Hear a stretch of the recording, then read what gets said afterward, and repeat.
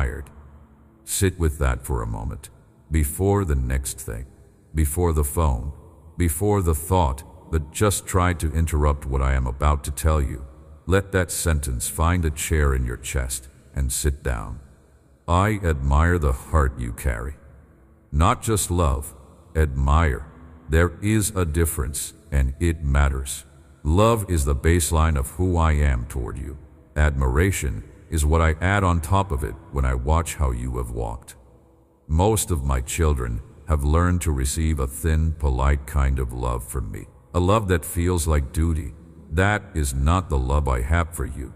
The love I have for you has weight. It has delight in it. It has the kind of look a father gives his child when the child does not know the father is watching, and the father is quietly proud of something small the child just did. That is the look that is on my face right now. That is the look that has been on my face for a long time. I admire the heart you carry. Say it under your breath. You do not have to believe it yet. You only have to let me say it while you listen. That is all. Listen. I know what the world has taught you to expect from me. It taught you I tolerate you. It taught you I put up with you. It taught you I forgive you on my good days and keep a record on my bad days. It taught you that my love was something you had to earn, and once earned, something you had to keep earning. All of that was a rumor. All of that was bad theology, dressed up in religious clothes. And it has made you tired. You have been trying to impress a father who was never asking you to impress him. You have been trying to stay in good standing with a father who never moved you out of standing in the first place. Put that burden down. Put it down. It is not yours. Let me tell you what I actually see when I look at you. I see a heart that has been softer than it had the right to be, given what it has been through, given what it has absorbed, given the hands that handled it when it was younger and did not know how to defend itself. That heart should be harder. That heart should have built more walls. That heart should have stopped opening a long time ago, and yet you still open. You still try. You still reach. You still love people who have not yet proven they are safe to love. That is not naivety. That is courage, and I admire it. I see a heart that has chosen kindness in rooms where no one would have blamed you for being cold. I see a heart that has forgiven people who did not ask to be forgiven because the alternative was to carry a stone that was too heavy for the road ahead. I see a heart that has kept believing in me after being handed reasons not to. I see a heart that has whispered prayers in languages the mouth did not know how to speak yet. I see all of it, not from a distance, from the inside. Here is what most people miss about being seen by me. They think being seen means being examined, being graded, being measured against a standard. That is not how my seeing works. My seeing is the seeing of a maker looking at his own work and smiling. My seeing has love baked into it. My seeing does not leave room for shame. When I look at you, what I see is not a list of your failures. What I see is a person I made, walking a road I know by heart, carrying more than anyone around them knows, and still showing up. Hear me on this. The heart I see is not the heart you see. You see the heart on its tired days. You see the heart when it has let you down. You see the heart that failed to feel what you thought it should feel at a funeral, or failed to love the way you wanted to love on a hard afternoon. That is the view you have. My view is wider. My view includes every small yes you said to kindness when no one was counting, every time you chose gentleness when harshness would have been satisfying, every time you forgave someone in your own mind before they even apologized, every time you chose not to say the cutting thing that would have won the argument. All of that is in my view. All of that is real to me, even when it has become invisible to you. Here is what I want you to understand about how I keep records. The world keeps records the way a bank keeps records. Input and output, credit and debit. the world counts what was done and what was not done. That is not how I keep records. I keep records the way a father keeps memories of his child. The record I have of you is not a ledger. It is a collection of moments. Moments when I was proud. Moments when I laughed along with you without you knowing. Moments when I wept with you in a room nobody else was in. Moments when you made a choice that nobody will ever applaud, and I applauded anyway. Those are my records. That is the book I am keeping. Some of you have been living as if a celestial accountant is watching you, as if every mistake is being tallied, as if every small slip is being written down in permanent ink. That is not accurate. That is a picture given to you by fear, not by truth. The only ink permanent enough in my kingdom is the ink of my love, and that ink is not spent on your mistakes. That ink is spent on your name. That ink has written your name into the book of those who belong to me, and no eraser has the strength to reach that page. Let me bring you into a story I want you to sit with, because I have told a lot of stories across generations, and I want to tell you one now that fits where you are. There was a woman named Hagar. She was a servant in the house of a woman who did not treat her well. She was pregnant with a child that the household did not want to celebrate. She had no home of her own, no choice of her own, no voice in what her life had become. And the day arrived when the treatment got bad enough that she ran out into the desert with nothing. A pregnant woman with no plan, no water, no people, no direction. She was not running toward something, she was only running away. That is a kind of running I know well. That is a kind of running many of you have done in your own versions of it. I found her by a spring, not a river, not a city, a small spring in a dry place. And I spoke to her. I asked her questions. I named her. I named her son before he was born. I promised her a future. And then she did something no one had done in all the pages of my book before that moment. She gave me a name. She called me El Roi, the God who sees me. She was the first one to name me that way. Not a prophet, not a patriarch, a servant woman, alone, pregnant, broken, sitting by a spring in a desert. She looked up and she said, "You are the God who sees me." I was seeing her. I was seeing her the whole time, in the household where she was mistreated, on the road she took when she ran, in the desert where she sat down to cry.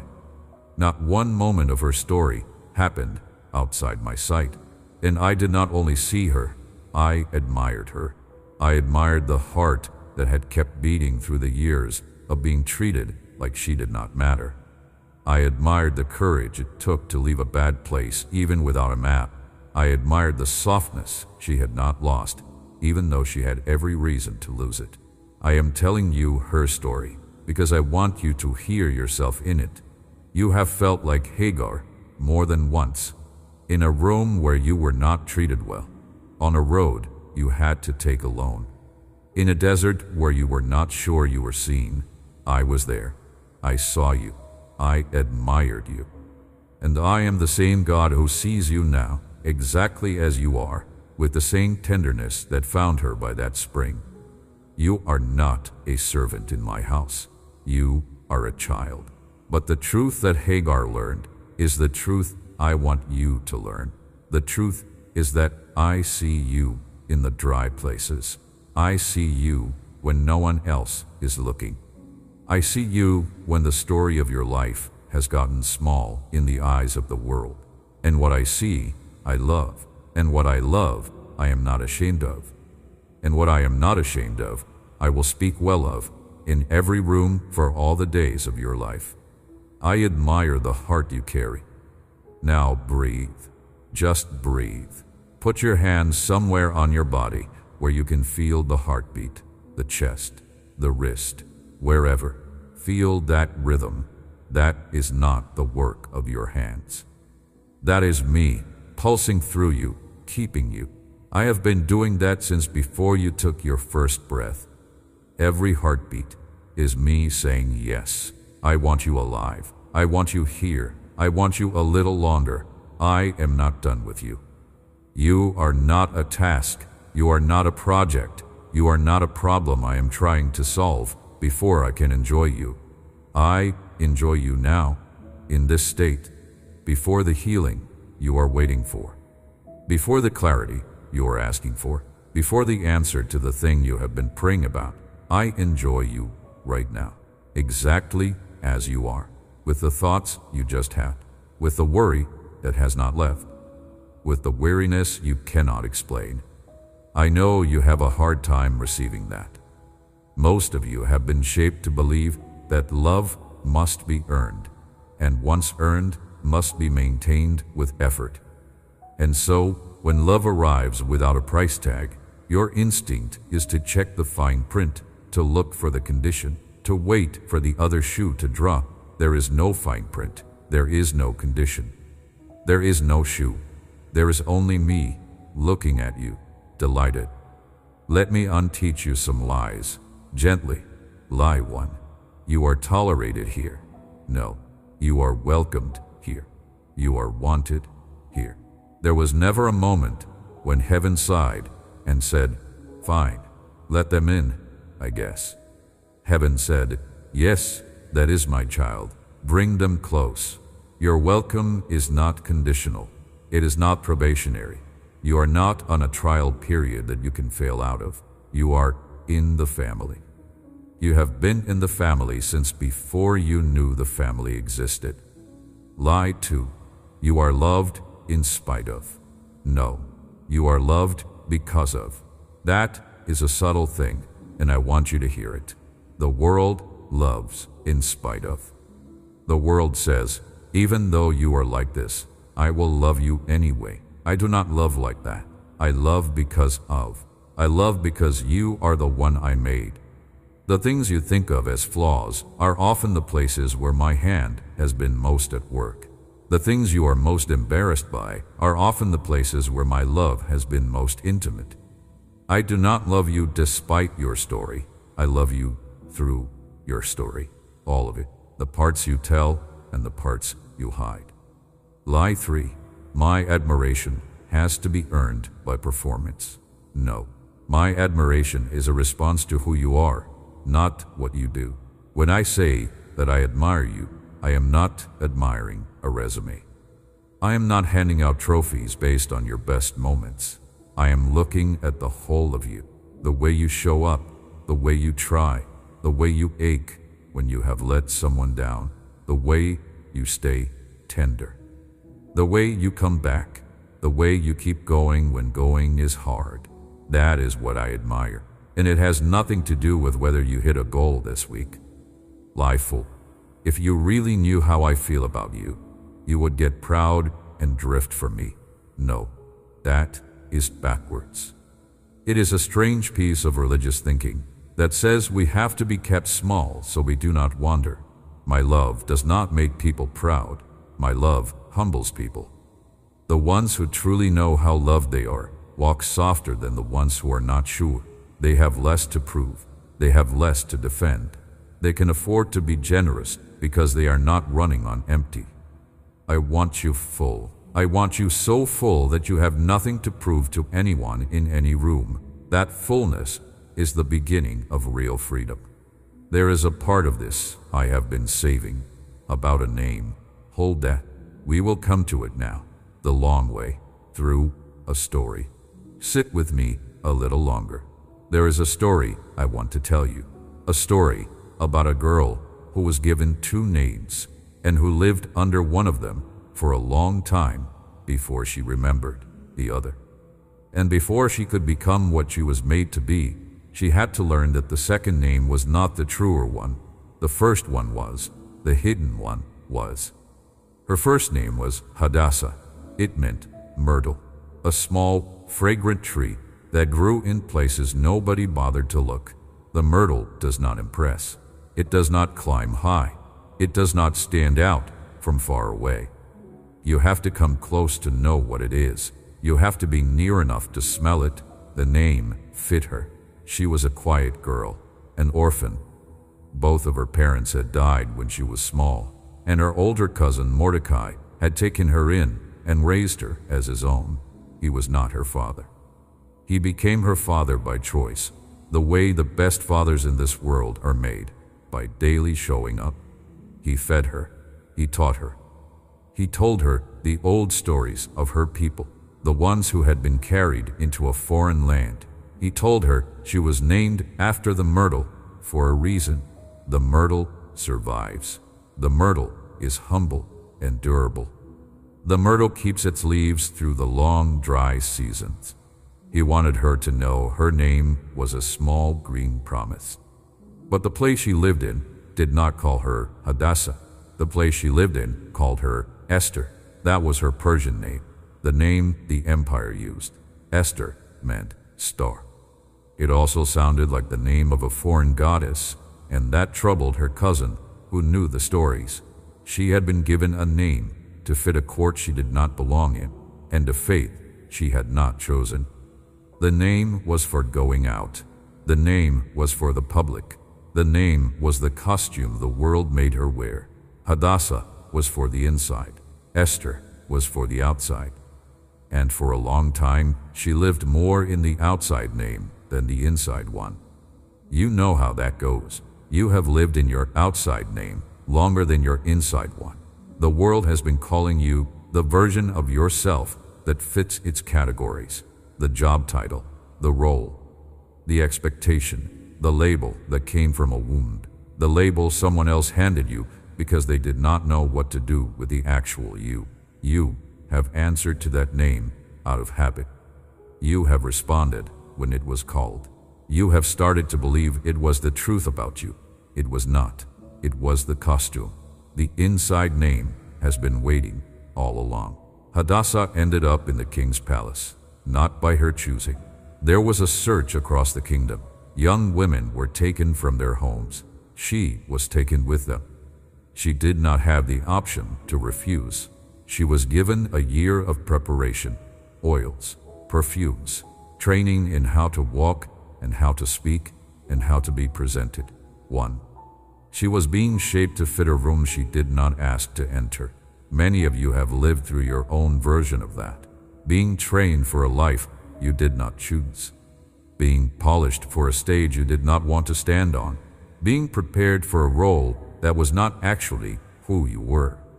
I was with her in those rooms. She did not know it yet. She had been taught about me by Mordecai, but she had not yet had to lean on me with her whole weight. The leaning was coming. I was preparing her for the leaning. Every day in those preparation rooms, where she felt like a piece of fabric being draped and redraped, I was building something inside her that the empire could not see. The empire was working on her outside. I was working on her inside. The empire saw a beautiful young woman being made ready for a king. I saw a hidden Hadassah being made ready for a moment that the empire had no idea was coming. This is important. While the world is shaping your outside, I am shaping your inside. Do not assume the loud work is the only work. The loud work is rarely the real work. The real work happens in the quiet rooms where nobody can see what is being formed. Hadassah did not look like a deliverer. She looked like a candidate in a beauty contest. The deliverer was being grown underneath the candidate, and the deliverer would only be needed when the moment arrived. Until then, the deliverer would not show. Until then, the candidate was the visible version. I was patient with that. I am patient with that. In you, too. She was chosen. The king picked her. Out of all the women, her. She was given the crown. She was given the title. She was given the apartments and the servants and the access. From the outside, this looked like the high point of her story. The orphan girl had become queen. The myrtle had been planted in a palace. Anyone watching would have said, "This is the climax. This is what was meant to happen. Now she will live happily." But this was not the climax. This was only the setup. The real story had not begun. The real story would only begin when the threat came. The threat came through a man named Haman. He was high in the king's court. He hated her people. He convinced the king to issue a decree that would have wiped them out, every Jewish family in the empire. Children, elders, mothers, fathers. The decree was signed, the date was set, and the empire moved on, as if signing the death of a people was just another day at the office. That is what empires do. They sign the destruction of those they do not value, and they keep going. Mordecai heard the decree.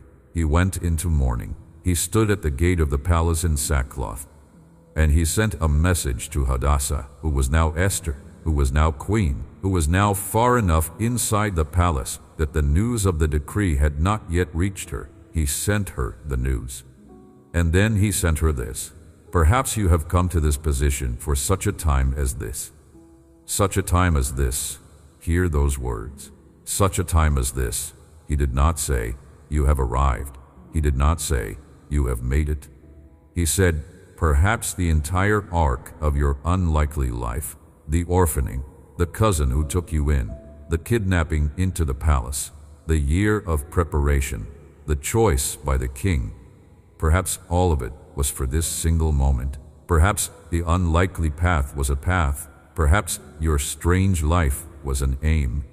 Perhaps the costume name and the inside name were going to come together at last, and you would have to choose which one would walk into the king's chamber to plead for your people.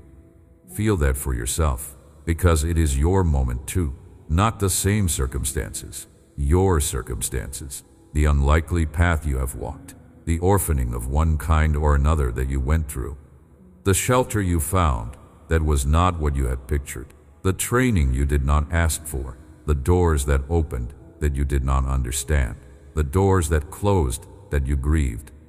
All of it has been moving you toward a moment, maybe many moments, moments where the inside name has to step forward and the outside name has to step aside. Esther was afraid. I want you to hear that. She was afraid. She wrote back to Mordecai. She told him that to enter the king's chamber without being summoned was to risk death. The king had not called her in 30 days. She did not know if she still had favor. She did not know if the law would be lifted for her. She might be killed for stepping toward the throne. Her fear was not weakness. Her fear was honest. Her fear was the response of any human being who knows the cost of stepping into a room they have not been invited to. Mordecai sent her one more message. If you keep silent, deliverance will arise from another place, but you and your father's house will perish. Who knows whether you have not come to the kingdom for such a time as this? He did not bully her. He did not shame her. He told her two things at once. He told her that I would not be stopped, with or without her. And he told her that her freedom to step in was a privilege, not a guilty obligation. He told her, you get to be part of this. You do not have to be, but you get to. And if you do not, you will miss something that was being offered to you by your Maker. She thought about it. She told her people to fast. She fasted for 3 days, and then she said the sentence, I want you to hear and to learn for yourself. If I perish, I perish. That is not despair. That is freedom. That is the moment a person stops trying to keep the small life safe and steps into the larger life that has been calling. If I perish, I perish. She had let go of needing to survive in order to obey. She had let go of needing the costume name to be safe. The inside name had stood up and walked toward the throne and was prepared to do so even if it meant the end. That is the moment Hadassah and Esther became one person. Both names walking together. Both names finally on the same page. Inside and outside reconciled. The hidden self and the public self, standing in the same body, walking the same hallway, breathing the same breath, no longer at war. Listen to what I am about to say. Most of you have been at war with one of your two names. The outside name and the inside name have been pulling against each other. The version of you the world calls and the version of you I have been growing have been in a quiet civil war. You have been exhausted by it. The exhaustion is real, and the resolution is not to kill one of the names. The resolution is to let the inside name lead, and the outside name will fall into place behind it. The deliverer will lead. The candidate will follow. The myrtle will lead. The star will follow. Your true name will lead, and your circumstances will rearrange around it. She walked into the king's chamber. The king extended his scepter. He did not kill her. He welcomed her. She invited him and Haman to a feast, then to a second feast. And at the second feast, she said the words that turned the empire on its head. My people are about to be destroyed. The man who plotted it is at this table. And the king's love for her was bigger than his loyalty to Haman. The plot was reversed. Haman was undone. The Jewish people were spared.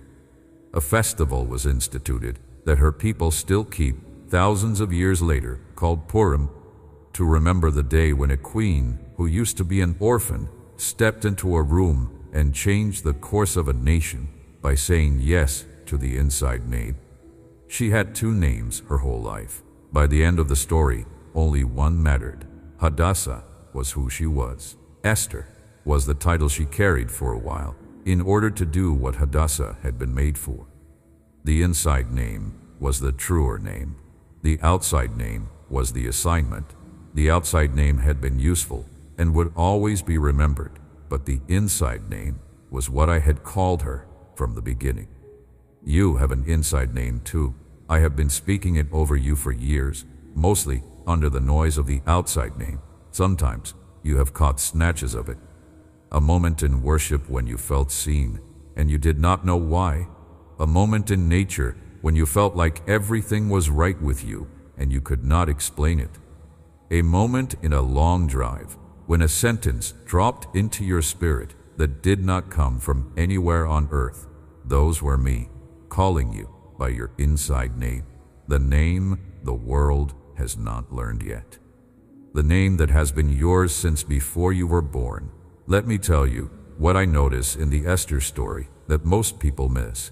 My name is not in it. The book that bears her name does not mention me directly, not once. And yet, I am in every paragraph. Every coincidence is mine. Every timing is mine. The night the king cannot sleep and asks for the records to be read and hears about Mordecai, mine. The moment the gallows Haman built for Mordecai become the gallows that hold Haman, mine. The fact that the queen before Esther had been sent away and a search was conducted at the precise time a Jewish girl was old enough to be considered, mine. I was in every page, even when the page did not put my name on it. Hear that for your own life. I have been in every page of your story, even the pages where my name was not visible, the pages where it looked like coincidence, the pages where you thought you were on your own, the pages where it seemed like the arrangements were random. They were not. I was arranging. I was timing. I was placing. I was preparing. The empire of your circumstances has not been writing your story. I have been writing it underneath. The empire only wrote the outside.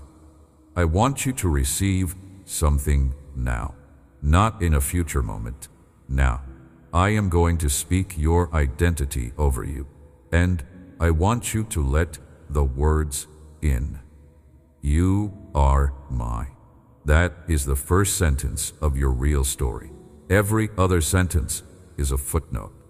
You are chosen, not as a second option, not as a replacement, chosen first, on purpose, by a father who wanted exactly you. You are forgiven, not conditionally, not partially, fully. The receipt has been signed. The door has been closed on what was held against you. You do not have to keep returning to that room to check if I really did it. I really did it. You are held in a grip that is not going to loosen, not when you mess up, not when you forget me for a week, not when you pray badly or do not pray at all. Held. You are admired. This is the one you need to hear today. You are admired. I see the heart you carry, and I admire it. I admire the softness you have kept. I admire the faith you have used to keep getting up. I admire the kindness you have given to people who did not deserve it. I admire the way you keep hoping, quietly, when hope would be easier to put down. A part of this I have been saving, and we will return to it soon. But first, stay here. Stay with the fact that you are seen and admired and chosen and held. Let it land somewhere it has not been allowed to land before. You can stop performing now. I know you have been performing, not in a loud way, in a quiet, invisible way. You have been performing for a version of me that lives in your head but does not live in reality. A version of me that is disappointed easily. A version of me that keeps score. A version of me that withdraws when you slip. That version is not me. That version is a ghost built out of the disappointments of earthly fathers, teachers, bosses, and church cultures. I am not that ghost. I am your actual father. And your actual father is not hard to please. Your actual father has already been pleased at the cross once for all, and I have not changed my mind. Breathe again. This part is heavy, and I want you to move through it slowly. Here is what most people miss about my father heart. They think a good father is one who is strict enough to keep the child in line. A good father, in the popular imagination, is a kind of well-meaning authority figure who corrects when needed and backs off when things are going well. That is a pale shadow of what I actually am. A good father, the real kind, is a father whose delight in the child is obvious, whose affection is not hidden behind a need to correct, whose first instinct is to enjoy the child, not to edit them. I enjoy you. That is the first instinct. Correction comes later and carries no shame. The way I father is not the way most of you were fathered. Some of you had good fathers, and some of you had absent fathers, and some of you had fathers who wounded more than they healed. I am not any of those. I am what a father was always meant to be. When the word of the Old Covenant wanted to describe me, it used the word compassionate, slow to anger, abounding in steadfast love.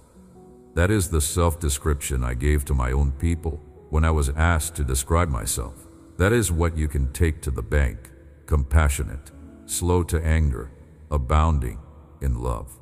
Let me tell you what slow to anger actually means. It does not mean I have a short fuse that I work to keep down. It means my default is not anger. My default is tenderness. Anger is not where I start. Anger is a last resort when love has been refused for a long time. And even then, my anger is not cruel. It is protective. It is the anger of a father who sees one of his children being hurt by a lie and who steps in to break the lie. My anger is always working for you, never against you. Here is something else worth naming. The tenderness I feel toward you is not a new development. It has not come about because you got better. It has not been unlocked by some spiritual achievement you reached. The tenderness has always been the ground. Even in the years when you were far from me, I was tender toward you. Even in the seasons when prayer had dried up and your Bible was closed, I was tender toward you. Tenderness is not my mood. Tenderness is my nature. You cannot make me hard by being unfaithful. You cannot make me cold by forgetting me. You can only postpone the warmth you are receiving. And even that is hard to do. because I keep finding ways to slip warmth to you through things you did not know were for me. The sunset that stopped you on a hard drive home, that was me. The stranger who smiled at you when you were holding something heavy, that was me. The song that came on at the precise moment you needed a lifeline, that was me. The unexpected peace that dropped into a moment when panic should have won, that was me. The friend who texted you a single sentence at the exact hour you were thinking of giving up, that was me. I have been slipping warmth through every crack I could find, and most of it went unnoticed, and I did not mind. I did not need the credit. Credit is not what I am after. I am after your heart. And my warmth has been reaching your heart even when you did not see the source. Hear what is coming. A season is arriving where you will start to see, start to recognize, start to trace back the small mercies to the one who sent them. That is what happens when a person has been walked with by me for a long time. Their eyes sharpen. They begin to notice. They begin to thank me for things they used to think were coincidences. Gratitude grows in them the way a garden grows in good soil, and my delight in them grows too, because the gardener is always delighted when the garden starts to come in. Speak for a moment to the part of you that has been quietly angry with me.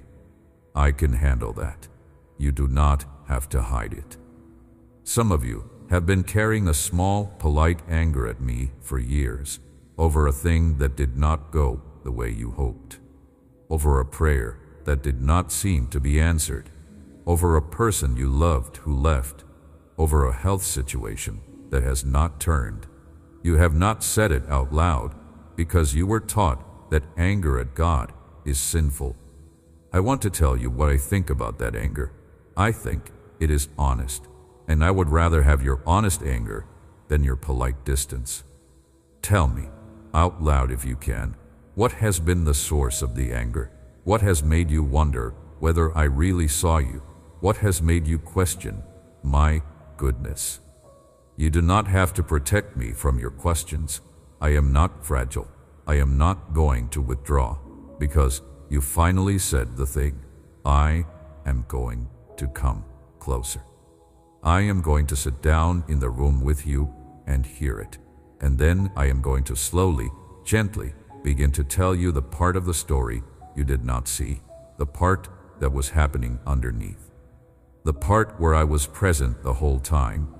The hardest thing about faith is staying in relationship with me when I have not yet explained myself. I know some of what has happened in your life is not going to be explained on this side of eternity.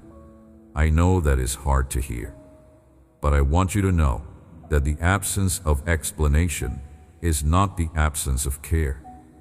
I have been with you in everything I did not explain.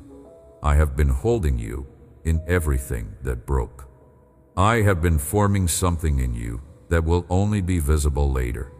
You can trust that, not because you have to pretend to trust it, because I am going to keep earning your trust slowly, the way I always have.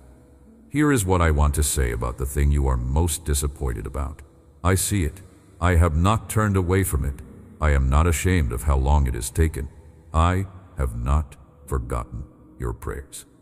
And when the full picture becomes visible, the disappointment will not be the final word. I am not promising you a pain-free road. I am promising you my presence on every road and a final chapter that will hold more good than you can currently imagine. Put your hand over your heart again. I like that motion. I like when you reach for the place where you feel me. Keep doing it. You can do it 100 times a day. I will not get tired of it. You matter to me. Whisper it. I matter to him. Good. Hold on to that. That is the truest sentence about your life. Now here's something else I want you to carry. You are not only loved, you are also wanted. Those are different categories.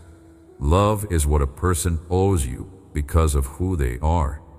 Wanting is when they actively choose to be near you. I do not only love you because I have to. I want to be near you. I want to know how your week is going. I want you to tell me the small things. I want you to bring me the parts of your story that feel too small to bother anyone with. I am not bothered. I am gladdened. The smallest details of your day are interesting to me because they are happening in a life I have been invested in for a long time. Most of my children do not believe this.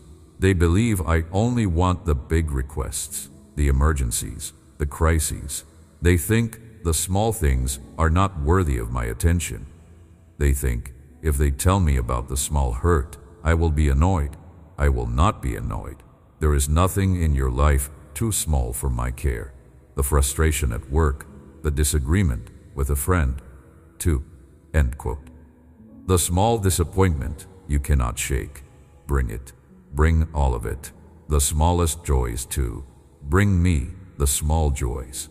Tell me what made you smile. Tell me about the dog, the neighbor, the coffee that was just right. I want to hear it. I want to hear it from you. Friendship with me is not formal. It is not the stiff politeness of a visit with a distant relative. Friendship with me is the easy talking of two people who have known each other a long time. And we have. We have known each other since before you were born. You just did not always remember that we had.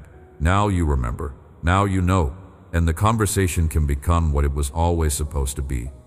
Let me tell you something about the silent work I have been doing in you. Most of the work I do in a life is not loud. It does not announce itself. It does not come with fireworks. It comes in small increments over long stretches of time, and the person living the life usually does not see it until later. You are living in the middle of my work on you. You cannot see the finished thing, but I can, and I want to tell you about some of what I see. I see a person who has become more patient than they used to be.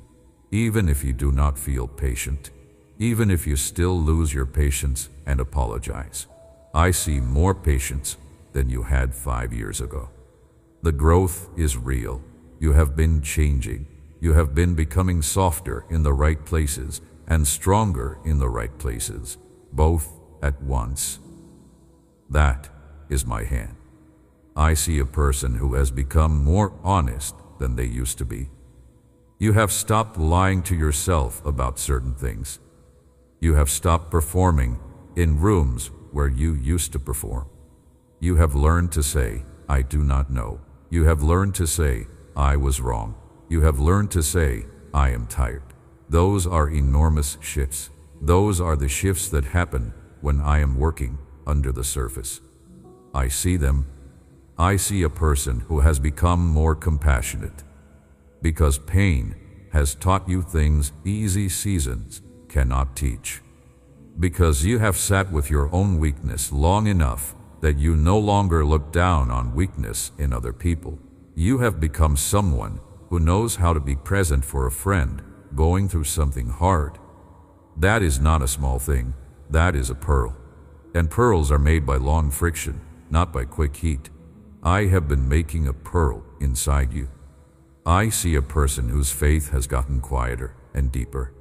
You used to need a lot of noise to believe. Worship songs, conferences, big moments. You still enjoy those, and they are good. But now you can find me in the quiet. You can find me in the car on the way to work. You can find me in the 10 minutes before the noise of the day begins. That is a grown faith. That is the faith of someone who knows me, not just someone who wants something from me. I admire the heart you carry. That is the sentence I keep returning to, because it is the sentence I want stitched into the lining of your soul. I want it to be the thing that comes to mind when the old voices try to come back.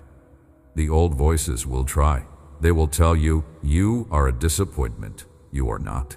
They will tell you, your best years are behind you. They are not. They will tell you, I have lost interest. I have not.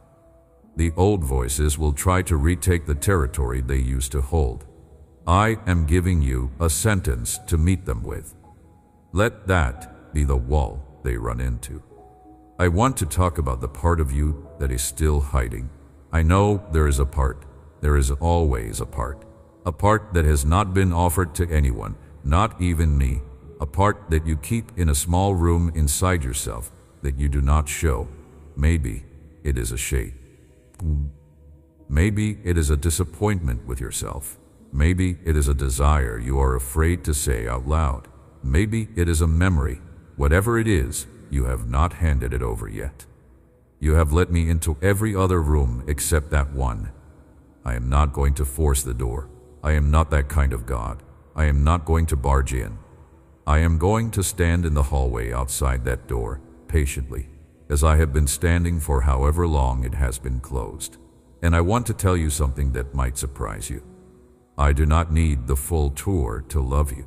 I love you already, but I also know that as long as that room is locked, there is a part of you that cannot fully rest. You are carrying the weight of keeping it hidden. That weight is exhausting, and I would like to help carry it. When you are ready, not a day before, but when you are ready, bring me into that room. Do not clean it up first. Do not arrange it. Do not make it presentable. Bring me in as it is. I have seen everything already. Nothing in that room is going to shock me. Nothing in that room is going to change how I feel about you. The only thing that will change is the weight. The weight will come off. It will come off in the presence of the one who was never going to judge you for what was in there. Some of you have a shame room. I want to tell you what I do with shame rooms. I do not redecorate them. I transform them. I turn them into the very rooms where my presence becomes most obvious. The shame room becomes the testimony room. The thing you are most embarrassed about becomes the thing you will one day talk about with peace. Because I did something in it that only I could do. I have a long history of turning shame rooms into sanctuaries. I will do it in you too. Let me tell you what grace actually does. Grace does not hide your past. Grace does not pretend the thing did not happen. Grace takes the thing that happened and weaves it into a story that ends in goodness. Grace makes the scar part of the beauty. Grace does not leave you looking like you never fell. Grace leaves you looking like someone who fell and was loved back to standing. That is a different kind of beautiful. That is the kind of beautiful heaven notices. Now breathe. Close your eyes if you can. If you are driving or moving, keep them open. Just listen. Just let the words come in. I love you. Not as a greeting, not as a closing line. I love you as the most truthful sentence you will hear in this hour. Loved, not a general love, specific love. Love with your name on it. Love with the history of every year you have lived. Love that knows the exact shape of your loneliness and the exact shape of your hope. You are not alone. Say it back. I am not alone. Good. Hold it. There is something else I want you to put down before we go further. The names that other people have written on you in pencil and that you have started writing in pen. The names that came from a parent who did not know any better. The names that came from a teacher who said one careless thing in a hallway when you were 10. The names that came from a coach, a boss, a friend, a relative who needed you to be smaller so they could feel taller. The names that came from a culture that decided which kinds of people were valuable and which kinds were not. You have been wearing those names without realizing it. Some of you have been wearing them for so long that you no longer know which thoughts about yourself are yours and which thoughts came from someone else's mouth. I want to peel them off, slowly, one by one. We do not have to do them all in this hour. We can do as many as you can stand to look at. The first thing to know is that the name a person gave you is not the name that sticks. The name that sticks is the name you agree with, the name you stop arguing against, the name you start whispering to yourself in the silence. The work in front of us is to disagree with the false names. to stop whispering them, to replace them with the names I have been speaking over you all along. You are not what they called you on your worst day. You are not what they said when they were angry. You are not what was written about you in a moment when you were not in the room. You are not the name your shame gave you in the middle of a sleepless night. You are not the name your fear has been calling you in the back of your mind for the last decade. None of those names are mine. None of those names came from the one who actually made you and gets to know you. Hear what your real names sound like: beloved, mine, forgiven, held, wanted, welcomed, adopted into the household of the King, heir, friend, carrier of my spirit, bearer of my image, vessel, voice, light. None of those names were given to you because you earned them. They were given to you because of who I am and because of the relationship I have decided to have with you. They are not negotiable. They cannot be traded back. You cannot be voted out of the family. You cannot be quietly removed from the page where your name is written. The page is permanent. The ink is mine. Speak now about the work of your hands, because I have been watching those hands for a long time, and I have things to say about them. Your hands have been doing things nobody has thanked you for. Your hands have been keeping a household running. Your hands have been showing up at a job that does not fully appreciate them. Your hands have been answering the texts, wiping the tears, carrying the groceries, paying the bills, holding the phone through conversations that drained you. Your hands have been doing ministry that nobody has called ministry. All of that is real work. All of that is seen by me. Here is what most people miss about hidden work. They think hidden work does not count because nobody saw it. But in my kingdom, hidden work counts double. Hidden work is where character gets built. Hidden work is where faithfulness gets measured. Hidden work is the soil that public fruitfulness grows out of. When I look at a person's life, I do not start with their public accomplishments.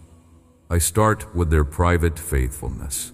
And your private faithfulness has been significant. Your private faithfulness has been the kind that makes heaven lean in. Think of the widow who gave 2 small coins. Everyone else was putting in large amounts out of their abundance. She put in what she had to live on. Nobody saw her at the time. Nobody noticed. And yet that moment was recorded. That moment is still being talked about thousands of years later. Why? Because I saw. And because I saw, I told. And because I told, her small offering became an everlasting testimony about what I actually value. I value what nobody else is counting.